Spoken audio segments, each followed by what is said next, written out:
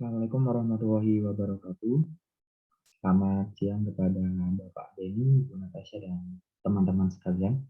Di sini kami dari kelompok 13 izin memaparkan hasil dari diskusi kami yang akan kami presentasikan, yaitu bertemakan tentang pergeseran basis pendekatan manajemen strategi. Next. Di sini beranggotakan Muhammad Reza Saputra dan saya sendiri dari Jelas Saraf Tawakil dan juga Dendi Dian. Nah, di sini terdapat 3 topik utama, yaitu yang pertama strategi berbasis sumber daya, yang kedua strategi berbasis pasar, dan yang ketiga strategi berbasis pengetahuan. Nah, di sini terdapat poin utama strategi berbasis sumber daya, yaitu teori ini menekankan bahwa sumber daya membantu perusahaan mengeksploitasi peluang dan menetralisasi ancaman.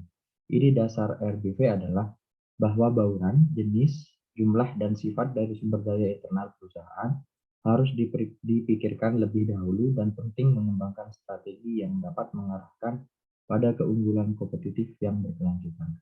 Kemampuan dan sumber daya perusahaan merupakan dasar bagi pengembangan strategi untuk penciptaan nilai. Sumber daya adalah input bagi proses produksi perusahaan seperti barang, modal, kemampuan para pekerja, paten, keuangan, dan manajer berbakat.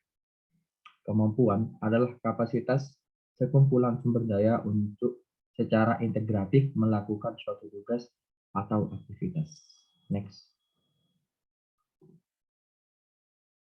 Nah, di sini terdapat 4 kriteria competitive advantage. Nah, yang pertama, sumber daya akan menjadi berharga jika dapat memberikan nilai strategis pada perusahaan. Yang kedua, sumber daya langkah adalah sumber daya yang tidak dimiliki perusahaan pesaing. Jika banyak perusahaan memiliki sumber daya yang sama, maka perusahaan tersebut cenderung mengimplementasikan strategi yang mirip, maka tidak akan memberikan keunggulan kompetitif. Yang ketiga, sumber daya yang sama sulit untuk ditiru. Jika perusahaan tidak dengan mudah mendapatkan sumber daya, maka sumber daya akan mengarah kepada keunggulan kompetitif. Yang keempat, tidak mudah digantikan. Apabila tidak ada produk pengganti yang memungkinkan, maka perusahaan akan mampu mempertahankan keunggulan kompetitifnya. Semakin banyak sumber daya memenuhi kriteria tersebut, maka semakin kuat keunggulan kompetitif perusahaan dan semakin lama bertahannya. Bila keempat kriteria dipenuhi, sumber daya dan kapasitas menjadi core competency. Model resource based berpendapat bahwa core competence merupakan basis keunggulan kompetitif perusahaan, keunggulan strategik, dan kemampuan untuk memperoleh above average returns. Berdasarkan model resource based, above average returns bagi suatu perusahaan aman ditentukan oleh karakteristik di dalam perusahaan. Model ini memfokuskan pada pengembangan atau perolehan sumber daya dan kapabilitas yang berhasil, yang sulit atau tak mungkin ditiru oleh para pesaing. Model ini mengasumsikan bahwa, yaitu yang pertama, tiap organisasi merupakan sekumpulan sumber daya dan kemampuan unik yang merupakan dasar untuk strategi dan sumber utama profitabilitas. Yang kedua, perusahaan memperoleh sumber daya yang berbeda serta mengembangkan kemampuan yang unik. Karenanya, seluruh perusahaan bersaing dalam industri tertentu mungkin tidak memiliki sumber daya atau kemampuan strategis yang sama.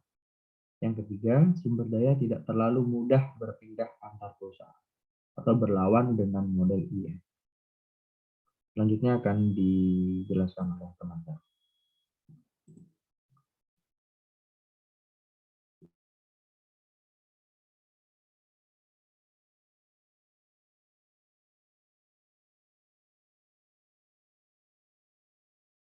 Baik, di sini saya akan menjelaskan strategi berbasis pasar. Pada perkembangan teori keunggulan kompetitif telah memunculkan dua gagasan utama. Yang pertama yaitu market based view, yaitu pandangan berbasis pasar. Dalam perspektif MBV yang didukung oleh Porter, keunggulan kompetitif berbasis pasar dibangun dari sudut pandang ini. Kemampuan perusahaan untuk memprediksi pasar sangat penting. Yang kedua yaitu Resource Based View atau RBV, pandangan berbasis sumber daya. Baik MBV maupun RBV, keduanya mengarah pada penciptaan keunggulan bersaing agar organisasi sukses menjadi value creation yang superior. Porter telah mengembangkan reverse model yang dapat digunakan dalam mengevaluasi dan merancang strategi bersaing. Next.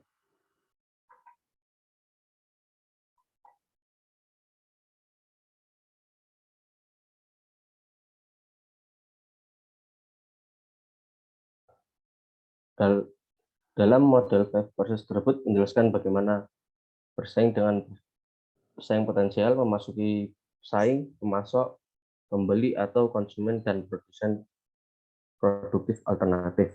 Terdapat 5 kekuatan untuk menentukan karakteristik suatu industri, yaitu yang pertama yaitu kekuatan tawar pembeli, yang kedua yaitu intensitas persaingan antar pemain, yang ketiga ancaman masuk pendatang baru, yang keempat yaitu kekuatan tawar menawar pembeli, yang kelima ancaman produk pengganti.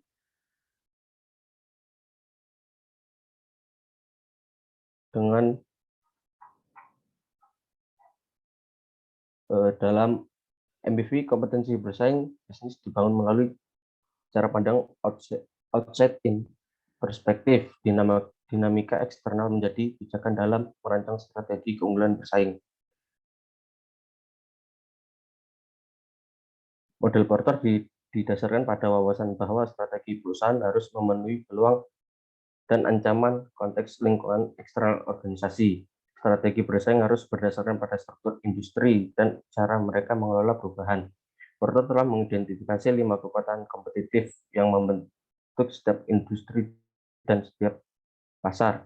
Kekuatan ini menentukan intensitas persaingan, profitabilitas, dan daya tarik suatu industri. Tujuan strategi perusahaan diarahkan untuk memodifikasi kekuatan-kekuatan kompetitif dengan cara dan teknik tertentu yang bisa meningkatkan posisi organisasi. Next. Selanjutnya, Porter dalam seperti ini mengusulkan 3 pilihan strategi generik. Yang pertama yaitu low cost. Alasan strategi low cost adalah adanya pemikiran bahwa konsumen selalu mengharapkan benefit yang lebih besar dibandingkan dengan pengorbanan atau biaya yang telah dikeluarkan. Strategi ini mengandalkan keunggulan biaya yang relatif rendah dalam menghasilkan barang dan jasa. Yang kedua yaitu diferensiasi. Alasan strategi diferensiasi adalah konsumen suka terhadap produk yang unik dan fitur yang mampu memenuhi kebutuhannya. Yang ketiga yaitu keunggulan. Diferensiasi berasal dari kemampuan perusahaan untuk menghasilkan barang dan jasa yang unik dalam industrinya dan dalam semua dimensi secara umum dihargai pembeli. Dengan keunggulan bersaing, menurut Porter, perusahaan dapat memiliki kinerja di atas rata-rata industri lain. Keunggulan bersaing merupakan kinerja perusahaan yang dapat tampil di atas rata-rata. Selanjutnya akan dijelaskan oleh rekan saya.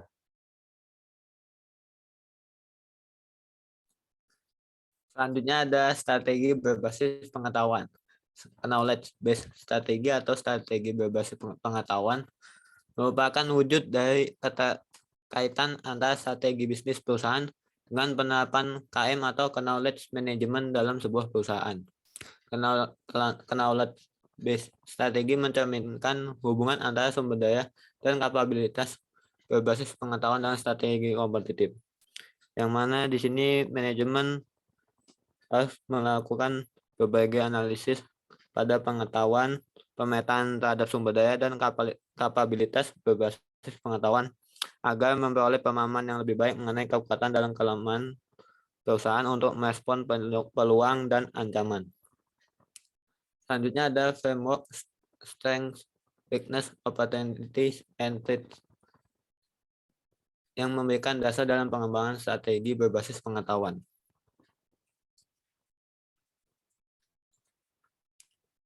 Selanjutnya ada knowledge based SWOT, yang mana ini merupakan analisis dan kelebihan dan kelemahan pada sebuah perusahaan. Yang pertama yaitu strength. Kekuatan yang dianalisis merupakan faktor yang terdapat dalam tubuh organisasi, proyek atau konsep bisnis itu sendiri. Selanjutnya ada weakness, yang mana merupakan kondisi kelemahan yang terdapat dalam sebuah organisasi, proyek atau konsep bisnis yang ada. Selanjutnya ada opportunities, merupakan peluang dari luar organisasi, proyek atau konsep bisnis itu sendiri. Misalnya kompetitor, kebijakan pemerintah, dan kondisi lingkungan sekitar atau lingkungan eksternal. Selanjutnya ada threat atau ancaman, yang merupakan kondisi yang mengancam dari luar. Ancaman ini dapat mengganggu organisasi, proyek atau bisnis itu sendiri.